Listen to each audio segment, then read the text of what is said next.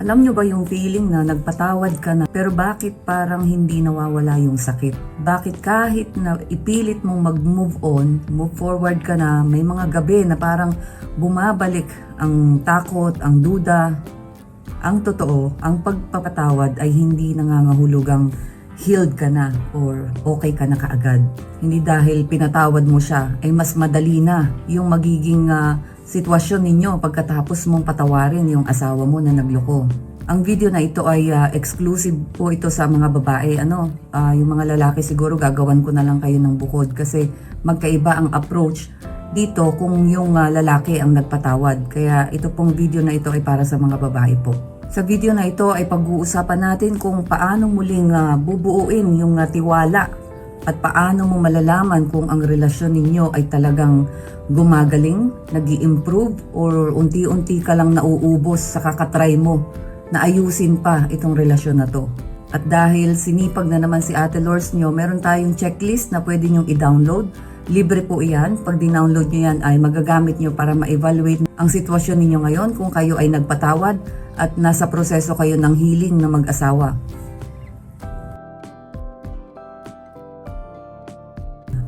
Welcome or welcome back sa aking channel. Ako po muli si Lorely, ang inyong Ate Lors. Huwag niyo po akong tawaging ma'am or madam. Mas gusto ko po ang ate lang. Okay, thank you po. Okay, so napaka masalimuot, sensitive at medyo malalim ang paghuhugutan natin sa topic na ito. I-re-remind ko lang po, ang video na ito ay intended for mga babae. Para po ito sa mga babae na nagpatawad ng mga asawa nila sa pagtataksil. Okay? Ang pagtataksil ay isa sa pinakamasakit na pwedeng mangyari sa isang relasyon.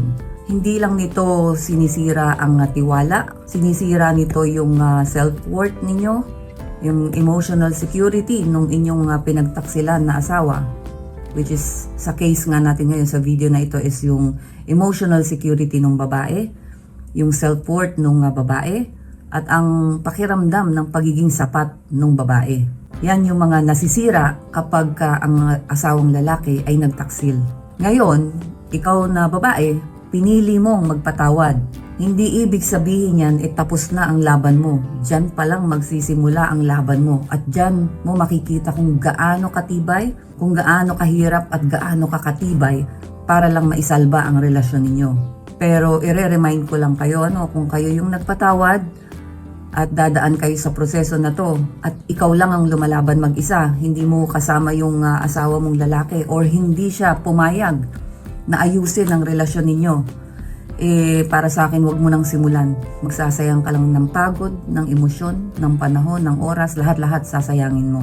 Meron ulit tayong checklist para makita nyo kung unti-unti bang bumabalik ang tiwala nyo sa asawang pinatawad nyo. So itong checklist na to, madali lang itong sagutan. May mga question lang to, tapos i-scorean nyo ng 1 to 5, kagaya ng mga dati nating checklist. Tapos yung total niyan, titingnan mo sa ibaba kung ano yung points mo, ano ang kinalabasan. So maganda to kung nasa ganito kayong sitwasyon, yung nag-heal kayong mag-asawa, yung nagtatry kayong mag-move on after ng pagpapatawad.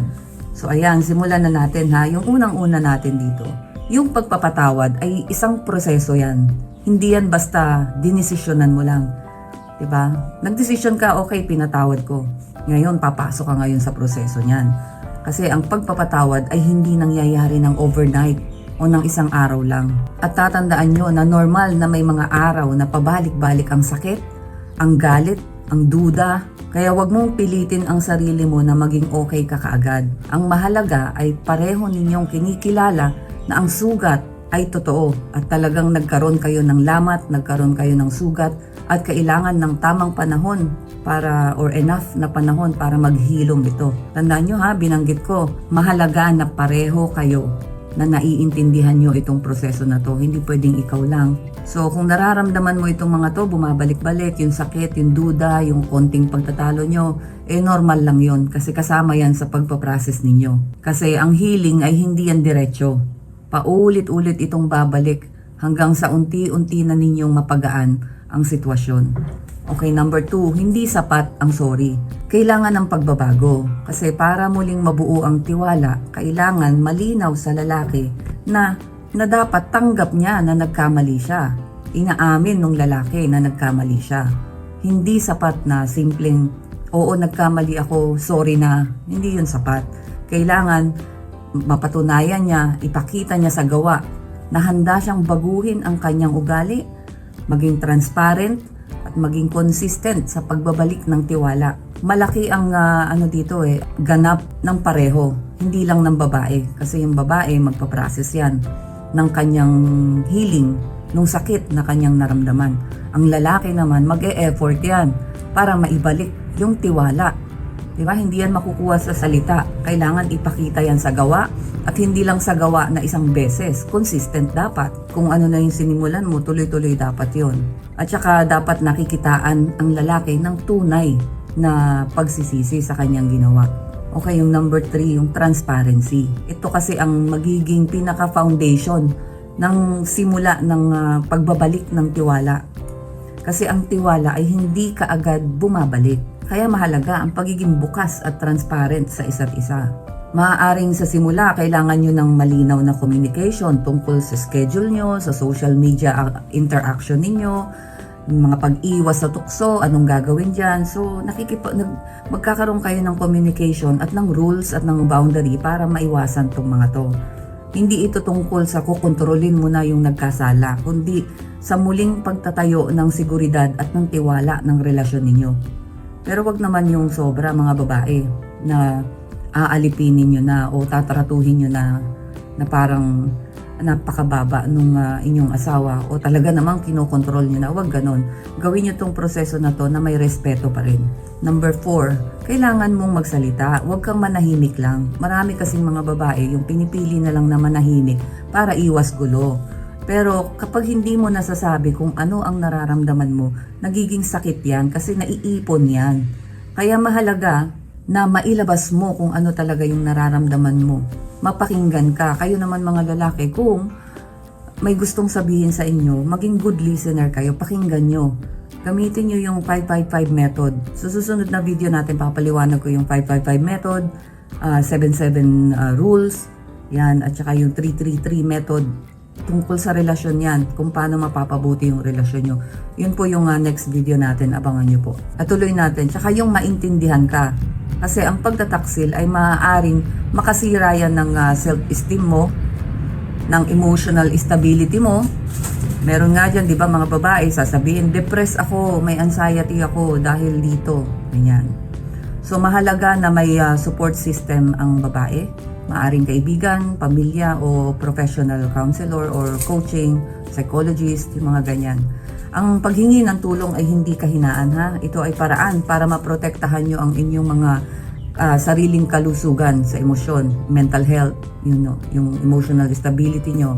Okay, yung number 5, magtakda ng boundaries. Dahil ang pagpapatawad, hindi ibig sabihin yan, tatanggapin mo na uli kung paano ka tinrato before. Diba? Yung okay lang kahit maulit-uli. Kailangan malinaw kung ano ang hindi na pwedeng maulit, kung ano ang dapat na igalang sa relasyon ninyong dalawa. Hindi pananakot ang boundaries, ha. Ito ay pagbibigay ng respeto sa taong nasaktan. Kasama sa healing process nito ay yung unti-unti ninyong bubuuin yung emotional connection ninyong dalawa. Kasi ang relasyon ay hindi lamang tungkol sa pagtigil ng pagtataksil. Kailangan muli nyo uling buuin yung closeness ninyong dalawa. Yung mga simpleng bagay tulad ng pag-uusap palagi, yung oras ng pagsasama ninyo, yung quality time together, yung pag-aalaga sa isa't isa. Unti-unting magbabalik ang emotional connection ninyo kapag ginawa nyo tong mga bagay na to. Meron tayo mga video dyan para mapatibay ninyo yung mga relasyon ninyo, kagaya ng mga palitan ng pakinabang, yung attention, at saka yung sex, at saka yung mga iba pang mga video natin sa YouTube na tungkol sa pagpapatibay ng mga relasyon. Isa pa, tanggapin na ang relasyon ay maaaring maging bagong relasyon na yan. Kapag nangyari ang pagtataksil, kadalasan hindi na maibabalik ang eksaktong dating relasyon. Yung dati nyo, hindi na yan mababalik. Sigurado yan. Pero, posibleng makabuo kayo ng mas matured at mas matibay na relasyon. So, i-consider nyo to as bagong relasyon. Kalimutan nyo yung nakaraan, yung dati nyong relasyon, at bumuo kayo ng bago. So kung parehas kayo na handa kayong matuto mula dun sa naging karanasan ninyo, dun sa trauma, dun sa nangyari, gumawa kayo ng panibagong relasyon. Yung mas matibay at yung mas matured. Ngayon, tingnan naman natin kung ano yung mga sign na pwede mong makita na gumagaling yung relasyon nyo. Yung nag-heal, merong development, merong improvement kahit koonti. Una, kung consistent ang effort ng iyong asawa na pinatawad. Pangalawa, mas maayos na ang communication nyo ngayon. Hindi na kayo panay-away, hindi na kayo nagsisigawan, hindi na kayo kagaya dati kapag nag-uusap. Mas may respeto at mas mahinahon na yung pag-uusap ninyo at mas open ang communication ninyo. Tapos yung emotional safety, unti-unti nang bumabalik kasi bumabalik na nga yung tiwala nyo. Yung tiwala nung nagpatawad doon sa kanyang asawa. Pero kung kabaligtaran ang nangyayari, kailangan mo nang mag-isip-isip. Kailangan mong tingnan talaga kung kakayanin mo pa ba ito na araw-araw kang ganyan. So, sa simpleng paliwanag, ang pagbabalik ng tiwala pagkatapos ng pagtataksil ay nangangailangan ng tatlong bagay. Una, yung tunay na pagsisisi at pagbabago nung nagkasala ng asawa nyo.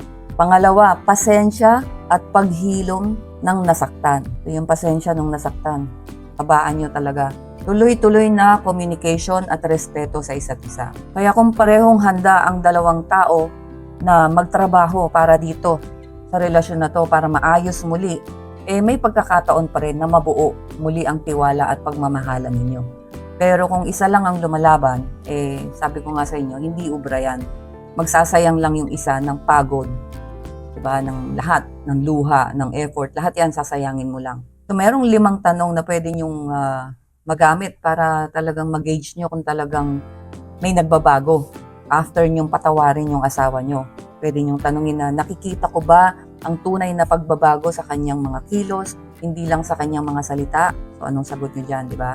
Kasi ang tunay na pagsisisi, makikita nyo talaga yan sa consistent na pagbabago ng ugali, tulad ng pagiging mas responsable na siya ngayon, mas transparent na siya ngayon, at mas maingat na siya sa pagprotekta sa relasyon nyo. Kung puro pangako lang uli at walang malinaw na pagbabago sa kilos, mahirap ibalik ang tiwala. Pwede mo ulit itanong sa sarili mo, handa ba siyang maging bukas at transparent kahit hindi ko hinihingi? Hindi mo hinihingi pero siya mismo yung mag-o-offer na dapat open siya, transparent siya sa lahat ng ginagawa niya. Kapag ang isang tao ay seryoso na ibalik ang tiwala, kusa niyang ipapakita o ibibigay ang pagiging transparent. Diba? Yung buong buhay niya, buong ginagawa niya, ipapakita niya sa'yo. Hindi dahil napipilitan lang siya, kundi dahil gusto niyang iparamdam sa'yo na secured ka this time, na hindi na talaga ako magloloko. Tapos ito pa isang dapat mong itanong sa sarili mo, ramdam ko ba na mahalaga pa rin ako sa kanya at pinipili pa rin niya ang relasyon namin araw-araw? Diba? Kasi yung relasyon na naghihilom mula sa pagtataksil ay nangangailangan ng intentional effort. Ibig sabihin intentional effort, talagang pag-aaksayahan mo ng panahon para magbigay ka ng panahon, maglaan ka ng effort mo para maibalik yung tiwala. Kung ang asawa ay patuloy na nagpapakita ng pag-aalaga, ng respeto, ng oras para sa inyong dalawa, ito ay senyales na seryoso siyang ayusin ang nasira. Pwede mo ring itanong, unti-unti ba akong nakakaramdam ng kapayapaan o lalo lang akong napapagod at nasasaktan? Ang paghilom ay hindi laging mabilis. Ngunit sa paglipas ng panahon, dapat unti-unti bumabalik na dapat yung emotional safety mo, yung tiwala mo sa kanya. Kung sa halip ay patuloy kang nakakaramdam ng matinding pagod, takot, insecurity, mahalagang pag-isipan kung ang relasyon ay nakakatulong pa ba sa iyong emotional well-being. O baka mas lalo ka lang nai-stress. Pinatawad mo nga, tapos araw-araw ka naman ding stress. Mahirap yan. So, pwede mo ring itanong uli sa sarili mo, kung walang pagbabago sa sitwasyon sa susunod na mga taon, handa ba akong manatili sa ganitong uri ng relasyon? Ito ang isa sa pinakamahalagang tanong. Minsan hindi natin agad napapansin na matagal na pala tayong nagtitiis sa isang sitwasyon. Ang tanong na ito ang tumutulong upang makita kung ang kinabukasan ng relasyon ay may pag-asa pa o paulit-ulit ka lang masasaktan. Kaya dito importante yung video natin na The Boiling Frog Syndrome. Kung hindi nyo pa po napanood yung panoorin nyo, maganda po yan.